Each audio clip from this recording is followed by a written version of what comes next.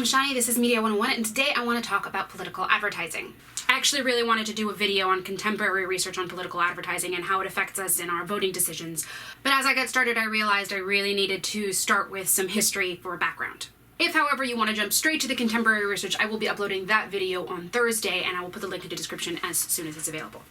So, in 1940, FDR won an unprecedented victory against Wilkie. This would make him the first U.S. president ever to serve 3 terms. This made some researchers, notably Paul Lazarsfeld, very curious about what influences voters' decisions. So, getting an insane amount of money from the Rockefeller Center and Life magazine, Paul Lazarsfeld led a research team to Air, Ohio. Air. Am I pronouncing that right? I never know. There, from May to October, prior to an election, he interviewed 2,400 people over 7 times. The hope was to figure out how people make their voting decisions and what they base their decisions on. As far as good research practices go, the number 2,400 is pretty freaking large and usually fairly reliable. As for the decision to conduct the study in Ohio, if you think about it to this day, it is a swing state. Side note, Paul Lazarsfeld was actually an innovator in research methods. He was one of the first researchers to employ quantitative methods in a natural environment. So, the results. Well, actually, there's a whole book of results, but the conclusion is basically what we know as the 2-step flow hypothesis. See, Lazarsfeld and his team identified basically 4 types of voters. The first, making up roughly 50% of their sample, were early deciders. So about half of the people that they interviewed through the course of several months knew from the beginning who they were going to vote for and did not change their mind at any point.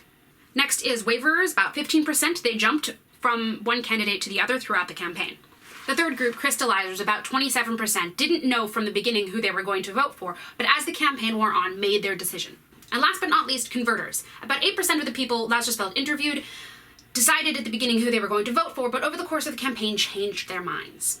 Okay, great, so it looks like political advertising paid off. About half the people that Lazarsfeld interviewed decided early on and stuck with their decision, but the other half changed their minds.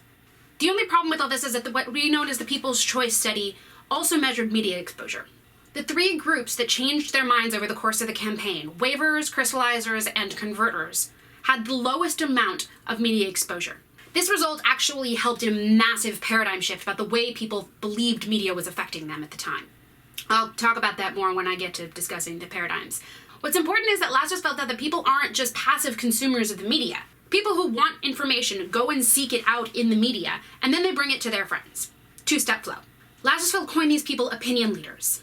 The idea is that within a community, most people voted based the way their family and friends and religious leaders told them to. And those family, friends, and religious leaders did their own media consuming.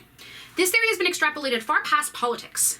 The notion is that each person has specific people that they turn to with different topics that they consider their opinion leaders in that topic. Of course, it can't have escaped your notice that the world and the mediascape have changed drastically since the 1940s. Television was barely a thing and Al Gore hadn't been born yet. So it's very easy to dismiss Lazarsfeld's research as outdated and no longer relevant.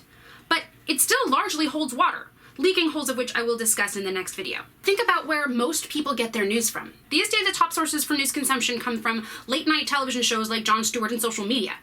I mean, how many of you scroll down your Facebook feed or Twitter and click open articles and that's how you find out about things? But all of this just reinforces the point that everybody is having their news brought to them and curated by somebody else. If you like the video, please give me a thumbs up. If you want to know more about how media is affecting us, please subscribe to my channel. You can follow me on all my social media, links in the description, and I'll see you next time.